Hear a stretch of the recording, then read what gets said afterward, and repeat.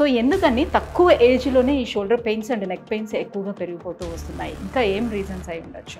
See, shoulder pain ki most common reason is frozen shoulder, which is because of diabetics or uncontrolled thyroid. Usual ga old age lo avutundi, but young age patients lo main reason is rotator cuff injury.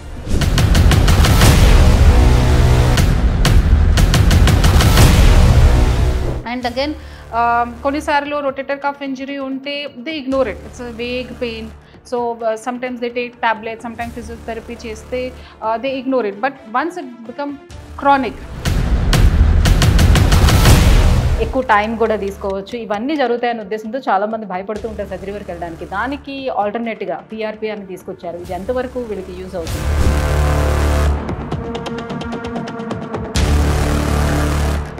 ఈ డయాగ్నోసిస్కి confirmation కోసం ultrasound scan ఉంది, the dynamic ultrasound scanning. Okay, that's a bedside test. వెంటనే ఇది నా దగ్గర patient వస్తే వెంటనే we do the scan, we identify ఇది టేర్ ఉంది, టెండినోసిస్ ఉంది, టేర్ ఉంటే what is the size of the tear, వర్సా ఉందా లేదా, జాయింట్లో ఎంత డ్యామేజ్ ఉందా, మసిల్ ప్రాబ్లం ఉందా, అన్నీ క్లారిటీలో తెలుస్తుంది. నమస్తే, welcome to Suman TV.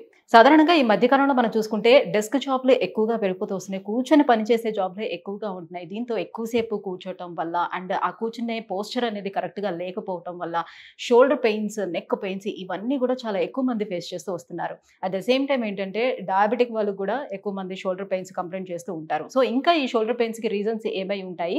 Surgery అనేది అసలు అవసరం లేకుండా ఈ షోల్డర్ పెయిన్స్ని తగ్గించుకునే మార్గాలు ఏమైనా ఉన్నాయా? PRP తోటి ఎంతవరకు ఇది సాధ్యమవుతుంది? ఈ విషయాలన్నీ కూడా తెలియజేసేందుకు మనతో పాటు ఉన్నారు డాక్టర్ మీనల్ చంద్ర గారు ఫ్రమ్ ఈపియాన్ pain management, Jubilee Hills. Hello ma'am. Hello ma'am, so ఇప్పుడు నేను చెప్పినట్టుగానే సాధారణంగా ఈ జాబ్స్ అనేది ఎక్కువగా చేయటం వల్ల అండ్ ఎక్కువసేపు కూర్చొని వర్క్ చేయటం వల్ల కూడా సో చాలామంది కూడా షోల్డర్స్ అసలు లేపలేకపోతున్నాము, చాలా ఎక్కువ పెయిన్ వస్తున్నాయని కంప్లైంట్ చేస్తూ ఉంటారు. సో ఎందుకని తక్కువ ఏజ్‌లోనే ఈ shoulder pains and neck pains ఎక్కువగా పెరిగిపోతూ వస్తున్నాయి? ఇంకా ఏం రీజన్స్ అయి ఉండొచ్చు? See, shoulder pain ki most common reason is frozen shoulder, which is because of diabetics or uncontrolled thyroid. Usual ga old age lo avutundi, but young age patients lo main reason is rotator cuff injury. So rotator cuff oka 4 muscles ki oka cuff lage shoulder joint ki support kosam structure undi. So ee rotator cuff injury gym injury or sports లో or any accident తర్వాత చాలా కామన్గా ఉంది. Okay, so rotator cuff injury వల్ల young patients are coming too many in our clinic. Young patients specially 35-40 driving ఎక్కువ చేస్తే or desk job ఎక్కువ ఉంటే or those are into gymming activities a lot or స్పెషల్గా ఇది shuttle plays. Okay, those who don't play professionally but weekends lo they go out and play. So such type of patients ki bhujalu noppi ki main reason is rotator cuff injury, very common. And again, కొన్నిసార్లు rotator cuff injury ఉంటే they ignore it. It's a vague pain. So sometimes they take tablets, sometimes physiotherapy చేస్తే they ignore it. But once it become chronic and ఇప్పుడు strain ఉంటే okay they can manage with tablets and physiotherapy, కానీ tear ఉంటే they have to be very careful. So కంటిన్యూస్గా పని చేస్తే physiotherapy చేస్తే they are trying to manage and then ఎక్కువ అయిన తర్వాత చాలా కష్టం అవుతుంది. So they needs to come and evaluate it. చాలా మందికి ఇప్పుడు గేమ్స్ ఆడేటప్పుడు లేదైనా సరే ఇక్కడ భుజం జారింది అని చెప్తూ ఉంటారు కదా, సో డిస్లోకేట్ అయింది అని చెప్తూ ఉంటారు. సో ఇలాంటి సిచ్యువేషన్లో వాళ్ళు ట్రీట్మెంట్ తీసుకున్నా కూడా మళ్ళీ అది కంటిన్యూ అవుతూ ఉంటుంది, దాన్ని నార్మల్గా సెట్ చేసుకోవడం లాంటిది జరుగుతూ ఉంటుంది. సో అలా కాకుండా కంప్లీట్గా ట్రీట్మెంట్ ఏమైనా దొరుకుతుందా దీనికి? See, dislocation is different. Okay, కొన్ని పేషెంట్స్ కి they have a tendency of dislocation, మళ్ళీ డిస్లోకేట్ అవుతుంది. We see a lot of players, cricket players and other players లో dislocation కి tendency ఉంది because their labrum and their muscles or ligaments supporting the joint is not strong. Okay, so ఒకసారి dislocate అయిన తర్వాత they learn how to relocate it. Okay, so that is different. కానీ ఇది మళ్ళీ నొప్పి ఉంటే that is majorly because of any ligament injury or in young patients, or in old age it's because of cartilage loss in the joint or because of frozen shoulder or because of any damage into the joint. So ఈ రెండు conditions చాలా కామన్గా ఉంది, rotator cuff injury and joint damage. So దానికి evaluate చేయాలి. Okay.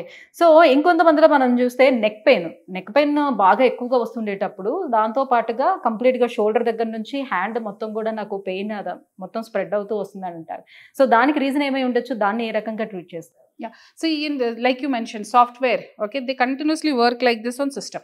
Okay, and ఇప్పుడు phone ki habit చాలా ఎక్కువ ఉంది. Even in the household, everyone is seeing like this.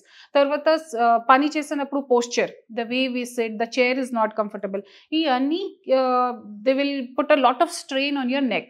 Okay, తర్వాత head ki almost 2.5 to 3 kg weight head ki ఉంది. So if the neck spine is not in a proper place, disc బయటకి tendency చాలా ఎక్కువ ఉంది. And sometimes the disc pain will radiate to the hand and sometimes disc pain will only be in the shoulder. So షోల్డర్కి patient complain of shoulder pain we're evaluating shoulder, కానీ shoulder బాగానే ఉంది, still patient is having pain. So it could be because of cervical spine spondylosis, cervical spondylosis వల్ల కూడా shoulder pain తెలుస్తుంది. So first evaluation is very important. So some tests ఉన్నాయి, we do certain tests, then examination చేస్తాము, then if required ultrasound scan, if required MRI scan. So ఇది protocol ప్రకారం చేస్తాము. So చాలా మంది వాళ్ళే ఇలాంటి పెయిన్స్ వచ్చేటప్పుడు జస్ట్ ఫిజియోథెరపీకి ఒక 3-4 సిట్టింగ్స్కి వెళ్తే సరిపోతుంది అన్నట్టుగా వెళ్తూ ఉన్నారు. ఓన్లీ ఫిజియోథెరపీ అనేది అసలు రిలీఫ్ ఇస్తుందా? ఎంతవరకు అది మాత్రమే పనిచేస్తుంది? Yeah, so like I said, physiotherapy చాలా ఇంపార్టెంట్ ఉంది because physiotherapy is for strengthening the muscle. Okay, మసల్కి స్ట్రెంత్ అవ్వాలి, ఇట్స్ వెరీ ఇంపార్టెంట్. బట్ కొంచెం టెండినోసిస్ ఉంటే ఆర్ జస్ట్ అక్యూట్ స్పాజమ్ ఉంటే ఫిజియోథెరపీ మంచిగా వర్క్ అవుతుంది. సమ్టైమ్స్ 4-5 సెషన్స్లో వర్క్ అవుతుంది. కానీ లైక్ ఐ సెడ్, లోపల టేర్ ఉంటే, కండరాలు కట్ అయిన తర్వాత ఆర్ గుజ్జు అరిగిన తర్వాత ఆర్ ఫ్రోజన్ షోల్డర్ స్టార్ట్ అయిన తర్వాత ఓన్లీ ఫిజియోథెరపీలో కరెక్షన్కి ఛాన్సెస్ చాలా తక్కువ ఉంది. Okay, so without evaluation going for physiotherapy can be dangerous. Okay, because లోపల ఏం జరుగుతుంది ఐడియా లేదు. Okay, patients will go with pain, నొప్పి. సో సర్టన్ టెస్ట్లో కొన్ని ఐడియా ఉంటే ఫిజియో సెషన్ స్టార్ట్ చేస్తాం. బట్ లోపల డ్యామేజ్ ఎక్కువ ఉంటే again it can progress further. So if with 4-5 sessions of physiotherapy relief is not coming, then you need to evaluate.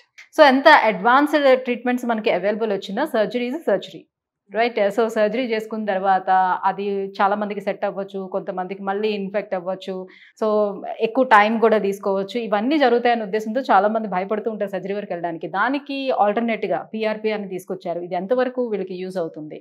So ఏం చేస్తారు ఇందులో? ప్రొసీజర్ అనేది ఏ రకంగా ఉంటుంది?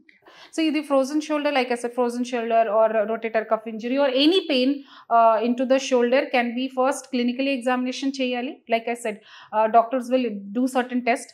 ఈ సర్టన్ టెస్ట్ లోనే 90% డయాగ్నోసిస్ అవుతుంది.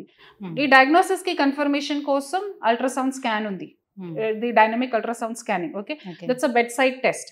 వెంటనే ఇది నా దగ్గర పేషెంట్ వస్తే వెంటనే we do the scan, we identify ఇది టేర్ ఉంది, టెండినోసిస్ ఉంది, టేర్ ఉంటే what is the size of the tear, వర్సా ఉందా లేదా, జాయింట్లో ఎంత డ్యామేజ్ ఉందా, మసిల్ ప్రాబ్లమ్ ఉందా, అన్ని క్లారిటీలో తెలుస్తుంది. సమ్ టైమ్స్ ఇది 10% ఆఫ్ ద టైమ్స్ ఇది అల్ట్రాసౌండ్లో క్లారిటీ లేకపోతే we send for MRI. Okay, ఇది ఎంఆర్ఐ చేసిన తర్వాత అల్ట్రాసౌండ్ చేసిన తర్వాత వీ హ్యావ్ 4-5 ఫైండింగ్స్. ఓకే, కానీ నొప్పికి రీజన్ ఒకటే కదా. సో ఇది ఎంఆర్ఐలో చాలా మంది పేషెంట్స్ నా దగ్గర ఎంఆర్ఐలో 4-5 ఫైండింగ్స్ ఉంది. Supraspinatus tendinosis or tear or joint ఎరగంది, లేబ్రమ్ టేర్ ఉంది, so many things. So we have to find out what is the reason for the pain and treat it. Okay, sometimes doctors will start treating the MRI finding. Okay, but MRI finding is not correlating with patient symptom, so they will not get result. The first important point is patient ki symptom and MRI or ultrasound scan finding ki we have to match. Okay, so that we do with certain tests. So ఇది చాలా important. Clinical examination of the patient చాలా important ఉంది. That is what we do best in our clinic. Okay, so we talk to the patient, understand ఇది mechanism of injury. ఇవి sports player ఉంటే during what time injury అయింది, or frozen shoulder patients like in diabetes and all, we identify what is the cause, root cause. తర్వాత clinical examination, then test, and then we plan a protocol. So like I said, any ట్రీట్మెంట్కి, weather it is my treatment, PRP or surgery or physiotherapy, దానికి ఒక protocol ఉండాలి, science ఉండాలి. Just ర్యాండమ్గా PRP చేస్తే 100% relief అవుతుంది, surgery చేస్తే 100% relief అవుతుంది చేస్తే then only we get failed. So ప్రాపర్గా ఏ పేషెంట్కి what is the requirement, okay, దాని ప్రకారం ప్రోటోకాల్ ప్రిపేర్ చేస్తాము. సో నా దగ్గర 99% ఆఫ్ ద టైం పేషెంట్స్కి సర్జరీకి అవసరమే లేదు. Just non surgical treatment. And PRP the wonderful treatment. PRP means it's a natural way. Growth factors ఉన్నాయి. This growth factors we're injecting. It's a non surgical treatment.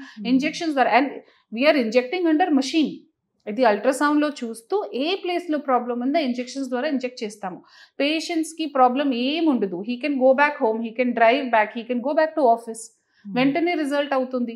వెంటనే he can do all his activities and followed by physiotherapy. Physiotherapy కూడా చాలా important ఉంది. So it's a protocol. Okay, sports ప్లేయర్కి protocol వేరే ఉంది, old age పేషెంట్స్కి protocol వేరే ఉంది, జనరల్ సాఫ్ట్వేర్ ఎంప్లాయీస్కి వేరే ఉంది, హౌస్ వైఫ్స్కి ప్రోటోకాల్ వేరే ఉంది. సో దాని ప్రకారం we have to give them treatment, exercises, life style modification. ఒక ఇంపార్టెంట్ పాయింట్ చెప్తాను. ఫర్ ఎగ్జాంపుల్, ఒక హౌస్ వైఫ్ 40-45 ఇయర్ ఫీమేల్కి షోల్డర్ నొప్పి ఉంటే ఐ టెల్ హర్ స్కానింగ్లో చూస్తాను ఎంత ప్రాబ్లం ఉందో, ట్రీట్మెంట్ చేస్తాము. ఎక్సర్సైజ్ కూడా we tell them and they will do. But cooking చేసినప్పుడు కుక్కర్ లిఫ్ట్ చేస్తారు కదా, cooker is a daily activity that they do. ఇది కుక్కర్కి వెయిట్ చాలా ఎక్కువ ఉంది, that is damaging your joint. So when I tell them that avoid lifting cooker or ఇప్పుడు vessel, heavy vessel lift avoid చేయాలి. So they get astonished. ఇది నా పని డైలీ ఇదే కదా madam, how can I stop it? But they have to do life style modification. Okay, so it is very important that ప్రతి patient కి daily activities ప్రకారం అంటే అందరికీ కలిపి ఒకేలాగా ట్రీట్మెంట్ కాకుండా, సో వాళ్ళు ఏ పని చేస్తున్నారో దానికి తగ్గ ట్రీట్మెంట్ అనేది. Right, thank you ma'am, thank you so much. So ఇప్పుడు neck and shoulder pains regular గా వచ్చే వాళ్ళకి అసలు పిఆర్పి తోటి ఎలాంటి ట్రీట్మెంట్ చేస్తారు, ప్రొసీజర్ అంతా ఎలా నడుస్తుంది, ఇవన్నీ విషయాలను తెలియజేసినందుకు థ్యాంక్ యూ సో మచ్.